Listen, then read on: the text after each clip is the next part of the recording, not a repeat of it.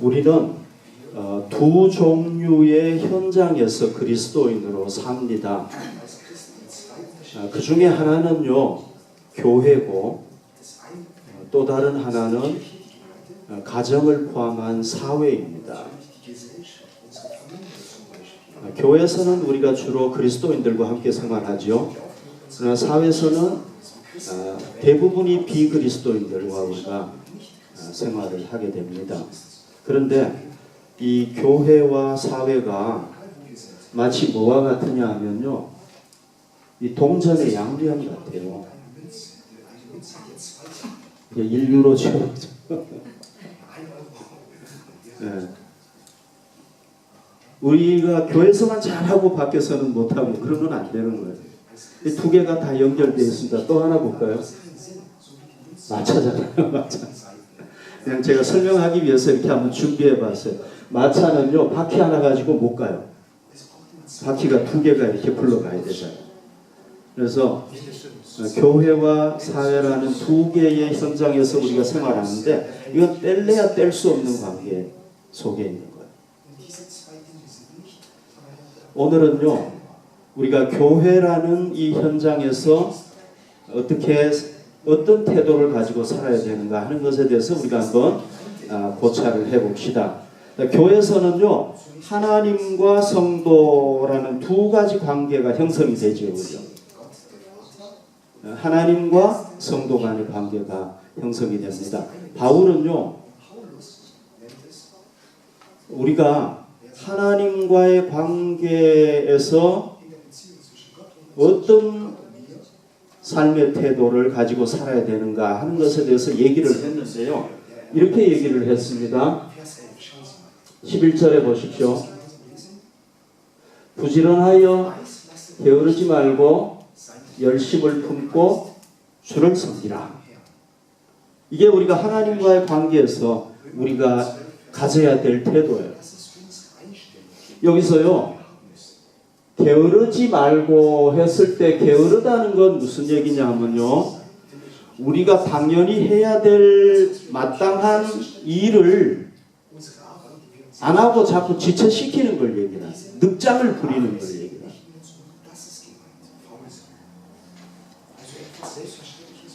그 다음에 섬기라 했잖아요. 섬기라. 디네트. 네, 그랬잖아요. 섬기라. 이건 뭐냐면, 옛날에 그 하인들이 주인을 섬기듯이 그렇게 주님을 섬겨야 된다는 거예요. 여러분, 우리가 왜 하나님을 섬겨야 됩니까? 우리가 왜 하나님 섬겨야 됩니까? 2주 전에 제가 지금 들은 간증을 얘기를 하는 겁니다. 2주 전에 우리 아델라이다 성도님이 기도 시간에 기도하는데 독감에 걸렸었대요. 근데 그게 치유가 되어버렸대요. 2주 전 그 주일 그러니까 주일 전 한 주간 동안에 이 독감 때문에 굉장히 두통이 심했대요. 그리고 막 속도 쓰리고.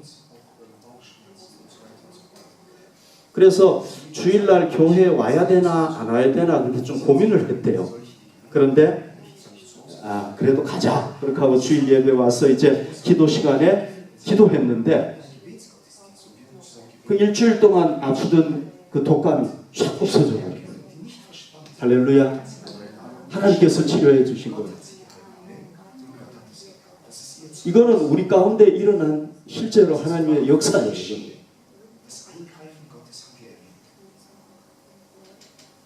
그래서 우리가 하나님을 섬겨야 되는 이유가 뭐냐면, 그분은 우리의 창조주시고 살아계신 하나님이시고, 아멘, 유일한 하나님이시기 때문에.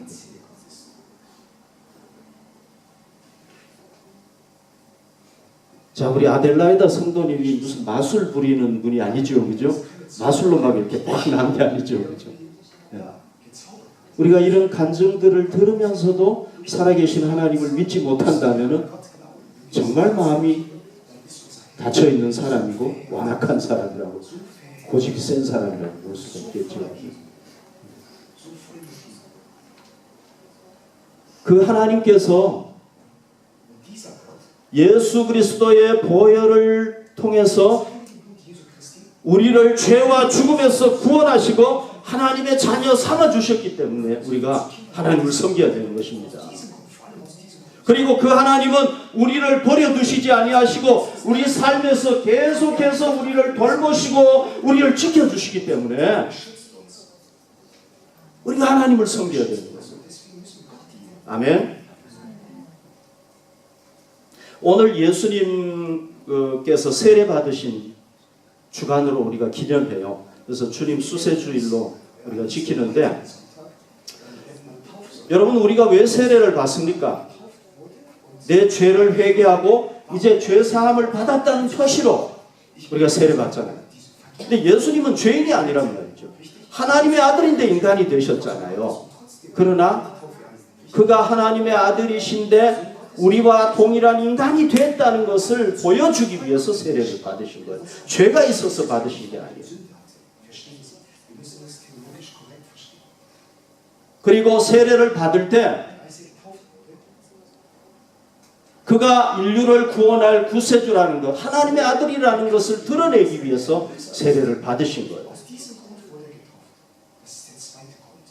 그래서 하늘에서 하나님의 음성이 들리고 성령님께서 비둘기같이 내려오시고 이런 현상이 일어났답니다. 그러면 우리가 왜 여기 보면은 아직 넘어가지 마시고요. 주님을 섬기면 되지 왜 열심을 품고 주를 섬기라고 했어요. 열심을 품고. 왜 열심을 품고 주를 섬기라고 했어요. 우리가요 열심을 품고 주님을 섬기지 않으면 예수님을 처음 믿었을 때 가졌던 감격, 사랑, 은혜 이런 걸 상실하게 돼요. 맞지요? 그죠? 그래서 신앙생활이 나태하게 되고 게을러지게 돼요.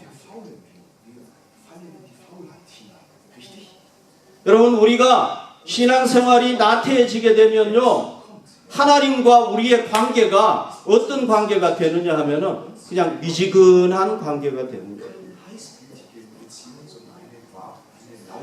참 묘하죠, 그죠?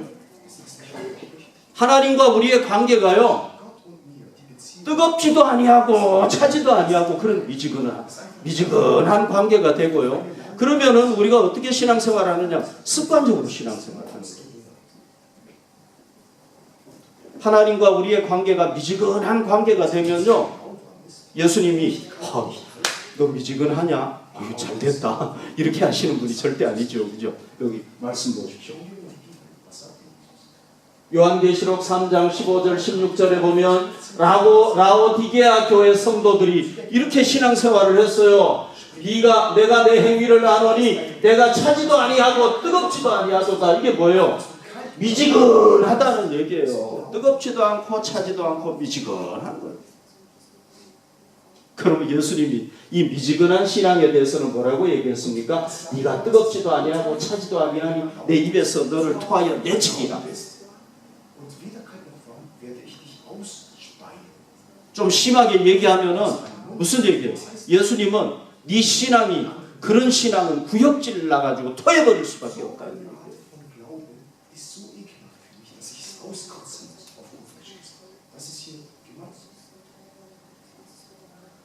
여러분 제 말이 틀렸나요? 맞죠, 그죠? 그리고 여러분 우리가 미지근한 하나님과의 관계가 미지근한 상태가 계속되면은 지속되면은 어떻게 됩니까? 우리는 하나님을 떠나서 세상으로 흘러갈 확률이 많아요.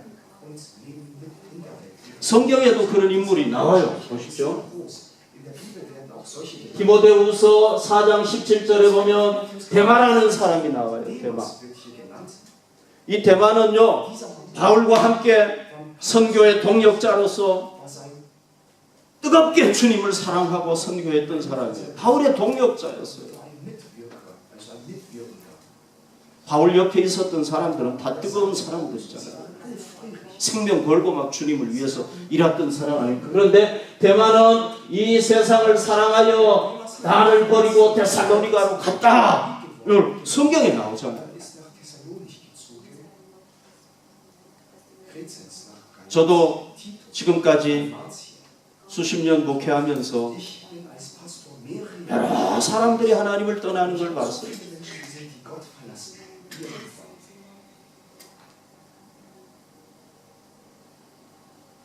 그래서 여러분, 우리가 주님에 대한 열정을 잃어버리면은, 뜨거운 걸 잃어버리면은, 그게 지속되면은, 여러분, 형식적인 신자, 그리스도인의 옷은 입었지만은 진짜 그리스도인이 아닌 거예요, 그 사람은.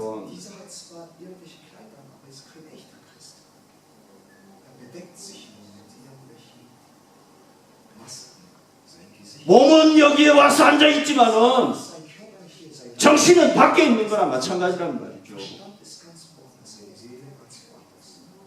그리고 심하면은 주님을 떠나기가 쉽단 말이죠. 그러니까 여러분, 우리가 열정을 지금 잃어버린 상태면 앞으로 우리가 어떻게 변할지 몰라요.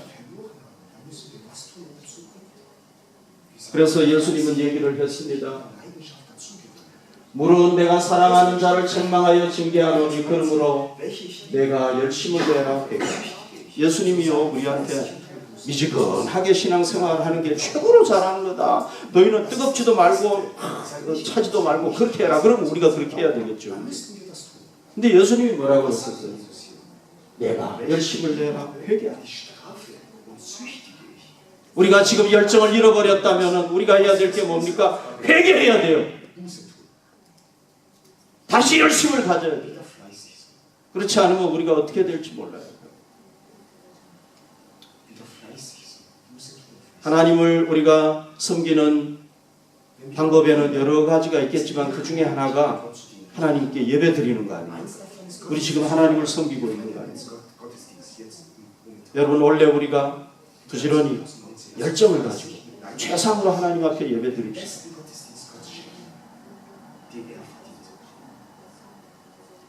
우리가 원래 이런 목표를 좀 세웠으면 좋겠어요. 우리가 살아가다 보면은 긴급한 상황이 오잖아요. 어쩔 수 없는 상황이 오지만은 그런 거는 예외라고 치더라도 우리가 원래 내가 빠지지 않고 하나님 앞에 예배 드리겠다. 내가 원래는 열정을 가지고 지각하지 않겠다. 이런 목표를 좀 세웠으면 좋겠어요.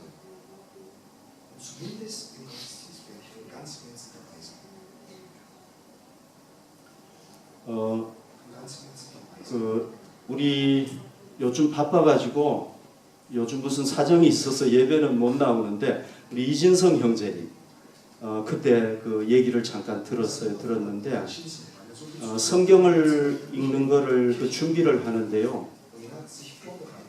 물론 여러분들도 다 잘 성실하게 준비하는 줄로 제가 알아요.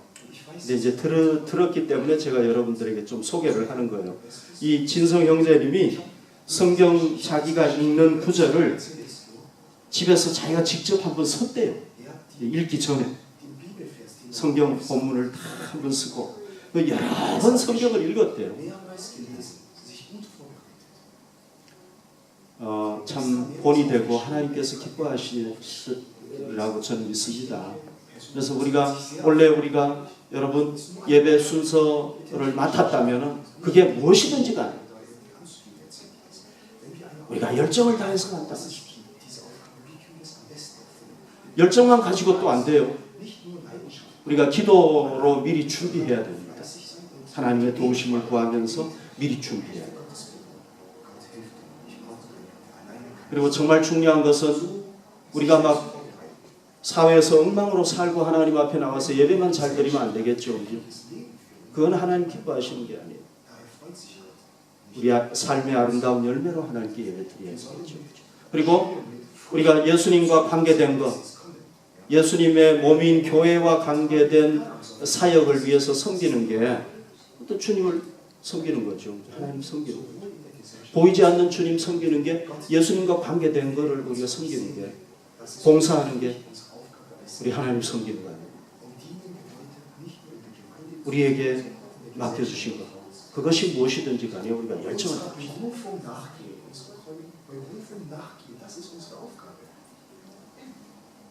바울은 우리가요, 성도들 간의 관계에서 가져야 될 삶의 태도에 대해서도 얘기를 했습니다. 뭐라고 얘기를 했냐면 이렇게 얘기를 했습니다. 사랑에는 거짓이 없나니 악을 미워하고 선에 속하라.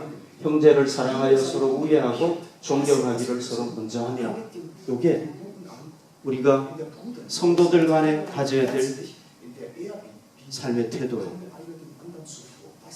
자, 우리가 성도들 간의 어떤 행동에 있어서 가장 근본이 되는 것, 가장 중요한 것, 가장 밑바닥에 있는 게 뭐냐 하면은 바로 사랑이에요. 사랑. 딜리베. 너무 좋죠, 그죠? 사랑. 사랑이에요.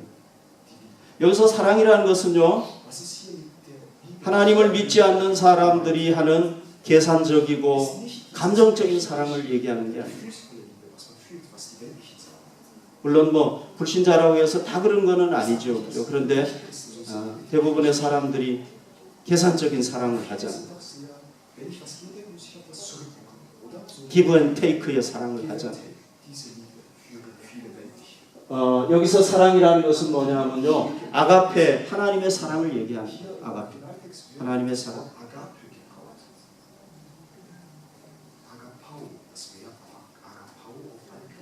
그러니까 우리가 모든 행동을 하는 데 있어서 성도들 간에 해야 될 게 뭐냐면 이 사랑이라는 거죠. 사랑.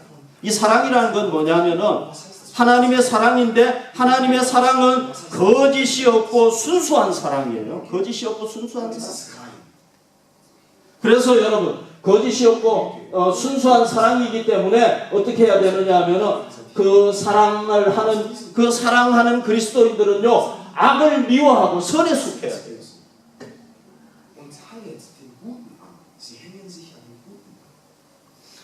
악을 미워하라는 것은 뭐냐면은 악에서 벗어나라는 얘기예요. 선에 속하라는 것은 뭐냐면 선에 전인격적으로 헌신하라는 그런 얘기예요. 그러니까 우리는 어떻게 해야 되느냐? 순수한 하나님의 사랑을 가진 우리는 악을 미워하고 선에 속해야 된다.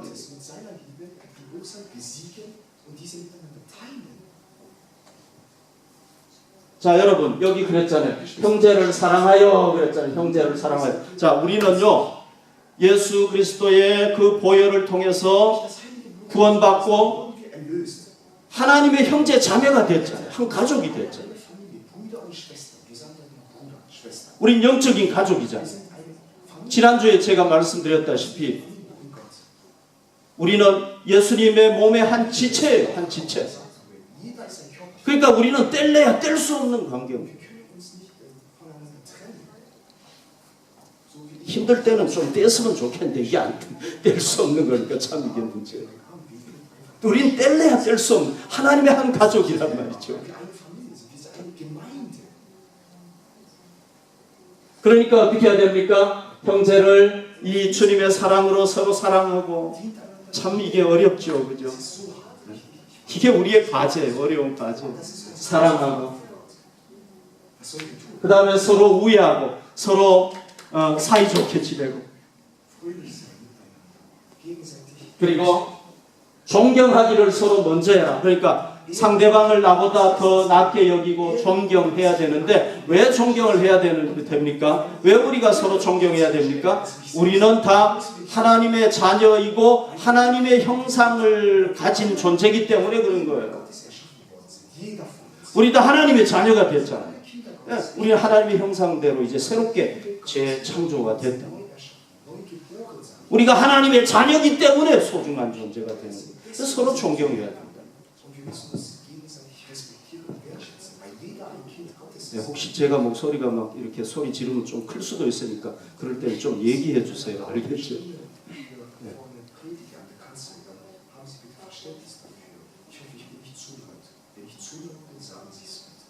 요즘 우리 그 교회에 참 우리 교회 청년들이 많잖아요. 그래서 우리 청년들이 참 교제하는 모습을 보면 너무 좋아요.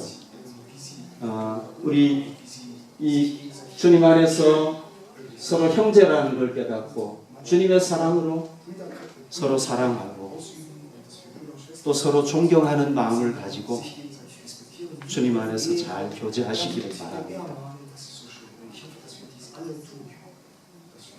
그 다음에요, 바울은 또 이렇게 얘기를 했습니다. 성도들의 쓸 것을 공급하며 손 대접하기를 힘쓰라 그랬죠. 여기서 성도들의 쓸 것을 공급하라는 건 뭐냐면은 어려운 성도들이 있으면은 물질적으로 도와주는 구제를 얘기하는 거예요. 이 구제는요, 초대 예루살렘 교회가 생기면서부터 성도들이 행한 거예요.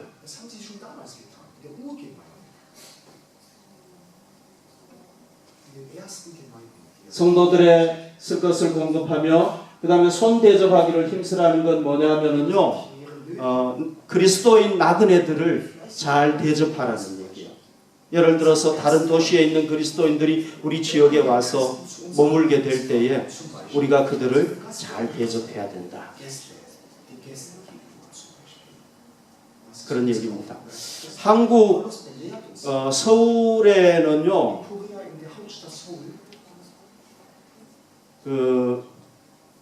세브란스라는 병원이 있어요. 여러분 한국 분들은 아시죠? 그 세브란스 병원 앞에는요, 이 세브란스 병원을 건립하도록 그 당시에 15,000불을 기부했던 이 세브란스라는 사람의 동상이 거기에 있어요. 여러분, 그 당시에 이 15,000불이라는 것은 엄청난 돈이죠. 그죠? 그거를 병원을 위해서 내놓은 거예요. 그런데 그 동상에는요, 이 세브란스라는 사람이 그 에비슨이라는 박사를 통해서 이렇게 우리나라에 구제 그 돈 기부금을 전달하면서 했던 말이 거기에 이렇게 기록이 되어 있어요. 뭐라고 기록이 되어 있는지 아세요? 거기에요, 받는 당신들의 기쁨보다 주는 나의 기쁨이 훨씬 더 큽니다. 여러분들 이렇게 할 수 있겠습니까? 이렇게 얘기할 수 있겠습니까? 자기 돈 15,000불 털어가지고 그 당시에 정말 가난하고 못 살았던 우리나라에 그거를 주면서 15,000불이면 적은 돈이 아니죠. 주면서 받는 당신들도 기쁘겠지만 그 기쁨보다 주는 나의 기쁨이 훨씬 더 큽니다. 이야, 이거 정말 대단한 신앙이죠. 우리는 여러분, 어려운 사람 사실 50유로 돕는 것도 힘들어요. 우리는. 안 그렇습니까? 저만 그렇습니까? 우리는 50유로 돕는 것도 힘들어요. 진짜 50유로가 뭐예요? 10유로 돕는 거예요. 15,000불을 우리나라에 뭐 도와가지고 무슨 도움이 될 게 있겠습니까? 근데 15,000불을 도우면서 돕는 나의 기쁨이 당신들, 여러분 어떻게 받는 사람 기쁨이 더 크지 않겠습니까? 근데 주는 나의 기쁨이 더 크다. 이분은 진정한 섬김의 의미가 뭔지, 섬김의 가치가 뭔지, 섬길 때 어떤 하나님의 상급이 있는지를 알았기 때문에. 여러분, 하나님의 아들 예수님께서 이 땅에 섬기러 오셨고 우리를 섬기신다는 것 우리가 생각해 봅시다. 그래서 우리도 주는 자의 기쁨을 누릴 수 있기를 바랍니다. 마지막으로 바울은 이렇게 얘기를 했습니다. 소망 중에 즐거워하며 환난 중에 참으며 기도에 항상 힘쓰라. 자, 소망 중에 즐거워하라는, 여기 소망이라는 것은요, 이 세상의 소망이 아닙니다. 무슨 소망이냐? 하나님 나라에서 우리가 갔을 때 거기에서 누리게 될 영광을 얘기를 하는 거예요. 우리에게는 뭐가 있느냐? 그 소망이 있다. 그러니까 우리는 뭐 해야 되느냐? 이 땅에 살아가는 동안에 힘들고 어려워도 즐거워해야 된다. 왜? 우리 하나님 나라에 갈 소망이 있기 때문에.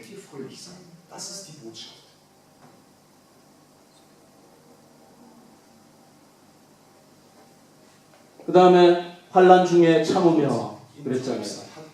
우리에게 여러 가지 환난이 있는데 그 환난 중에 잘 참아라는 겁니다. 왜? 우리는 하나님 나라에서 영광을 누리기 때문에. 여러분, 바울은요, 이 말을 그냥 책상에 앉아서 한 게 아니에요. 바울처럼 고난을 많이 당한 사람이 없어요. 바울은요, 유대인들이 최고로 맞을 수 있는 이 매 있잖아요. 이 엉덩이에 맞는 매, 이게 39대, 40대 맞으면 죽어요. 그래서 39대로 딱 정했는데 이걸 3번을 맞았어요. 예수님 전하다고. 다 참았어요. 즐거워. 바울은 옥에 갇혀 있으면서요, 밖에 있는 사람들을 향해서 기뻐해라, 기뻐해라 막 이렇게 했어요. 제가 바울 같으면 그렇게 못했어요. 바울은 정말 대단한. 자기가 그렇게 하고 얘기를 하는 거예요. 그러니까 우리도 할 수 있다는 얘기예요. 여러분, 우리가 참 감사한 건 뭐냐면 외부로부터 박해가 없어요. 그죠? 바울은 엄청난 박해를 당했지만 우리는 외부로부터 박해가 없어요. 그러나 우리가 교회 생활하다가 보면 어려움이 있어요. 예를 들어서 우리가 한두 번은요, 기쁨으로 봉사할 수 있어요. 한두 번. 그런데 이걸 지속적으로 봉사를 계속 하다가 보면요, 이거 왜 내가 꼭 해야 되나 막 이런 회의도 생기고요. 힘도 들고 귀찮고 짜증나고 그렇게 되잖아요. 그죠? 또 우리가 성도들 간에 이렇게 함께 한 가족으로서 살다 보면은 처음에는 좋을 수가 있어요. 근데 시간이 지나면은 어때요? 그 사람의 단점도 보이고 안 좋은 점도 보이게 되고 또 갈등도 생기고 그렇잖아요. 그죠? 힘들어요. 그런데 바울은 뭐라고 얘기하느냐면 소망 중에 즐거워하며 환난 중에 참으라. 우리가 힘들어도 잘 참아야 돼. 잘 참고 즐거워하고. 왜? 우리가 교회에서 성도들 간에 당하는 어려움 이런 것들 참고 인내하는 거는요, 누구 때문에 하는 겁니까? 우리가 독일 총리 메르켈 때문에 하는 겁니까? 죄송합니다. 메르켈 얘기해서 죄송한데 메르켈 때문에 하는 겁니까? 아니잖아요. 우리 부모님 때문에 하는 겁니까? 아니잖아요. 저보고 하는 겁니까? 그렇다면 정말 감사하고요. 그거 아니잖아요. 우리 누구 때문에 하는 겁니까? 예수님 때문에. 참, 예수님이 안 계셨으면 제가 여기서 목회를 하겠습니까? 이 목회자로 제가 하겠습니까? 네. 예수님 때문에 하는 거예요. 나를 위해서 돌아가신 그 예수님의 사랑 때문에 하는 거죠.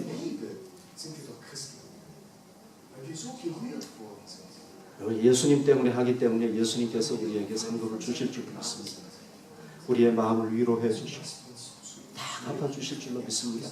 중요한 거는요, 기도에 항상 힘쓰며 그랬잖아요. 기도에 항상 여기서 힘쓰며라는 말요, 힘쓰며 요거는요 현재형이에요. 현재형. 그러니까 우리가 이 기도는 포기하면 안 되는 거예요. 계속해서 해야 될 의무라는 거예요. 이게. 여러분, 우리가 왜 기도를 포기하면 안 됩니까? 기도는요, 우리가 지금까지 앞에서 얘기했던 열정으로 하나님을 섬기고 이웃 성도들을 사랑하고 기뻐하고 즐거워할 수 있는 모든 것을 행할 수 있는 근원이 되고 그게 샘이 되고 원천이 되기 때문에 그런 거예요. 여러분, 저는 여러분들에게 장담할 수 있습니다. 여러분들이 하나님에 대한 열정을 잃어버렸습니까? 하나님, 나 열정을 잃어버렸어요. 내게 열정을 주십시오. 기도하시면은 하나님께서 여러분들에게 열정을 주실 수 있습니다. 기도를 쉬면 안 됩니다. 이웃 사랑하기가 성도 사랑하기가 힘들죠. 여러분, 우리 솔직하게 얘기합시다. 저도 힘들어요. 힘들잖아요. 그죠? 쉽지 않잖아요.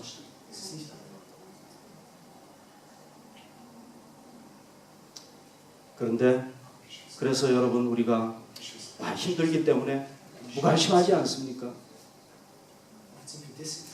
미움을 그대로 방치하지 않습니까?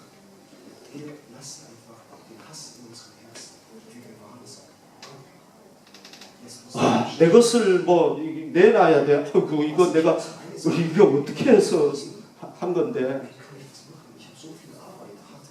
이걸 억울해서 어떻게 내? 억울하고 정말 속상합니까, 여러분? 그럴 수 있죠. 그때 우리 하나님 앞에 솔직하게 내놓고 하나님 나 진짜 못하겠어. 하나님 난 너무 연약해. 나를 도와주십시오. 우리가 기도할 때 하나님은 우리가 할 수 없는 것도 하게 해주세요. 그게 기도라는 것이죠. 그러니까 기도를 포기하면 안 됩니다. 우리 인생이 잘 나가다가 지금 어려움이 왔습니까? 그래서 우울합니까? 즐거움을 가질 수가 없습니까? 소망이 보이지 않습니까?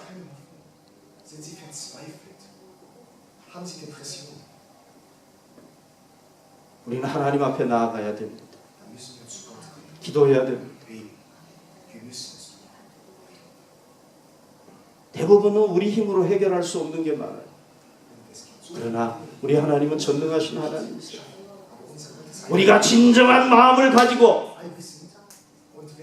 그냥 한번 기도하고 끝나는 것이 아니라 지속적으로 하나님을 신실하게 의지하고 지속적으로 우리가 기도할 때 하나님은 반드시 응답해 주십니다.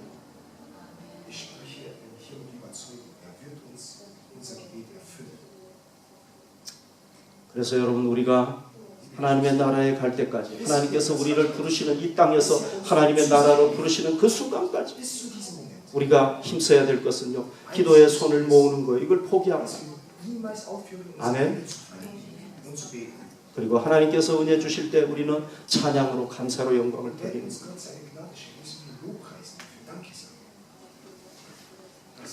우리 시간에 한번 기도